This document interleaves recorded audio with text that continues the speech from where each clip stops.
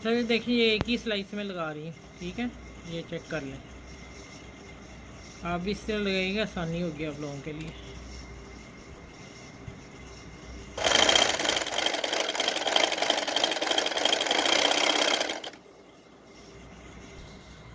अच्छा ये मैंने हाफ लेना है, ये देखिए यहाँ से मैं उठा रही हूँ और इसको मैंने चुनर डालनी है। इसको डाल के इस तरह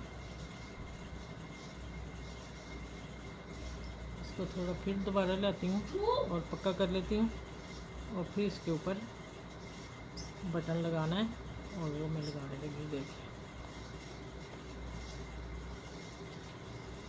ये यहाँ लगा के बटन, फिर मैं आप लोगों को वीडियो पूरी करके बताती हूँ। माशाल्लाह प्यारा सा डिज़ाइन आप लोगों को दिया मैंने ये। अच्छा ये देखें, प्यारा सा और सिंपल सा डिज़ाइन कितना खूबसूरत लग रहा है। आस्तीन पे बना सकते हैं और ट्राउज़र का दोनों का डिज़ाइन दिया है। आप इसको बनाएं, एंजॉय करें और मुझे दुआ में याद रखिएगा, और अपने लिए भी बहुत सारी दुआएं।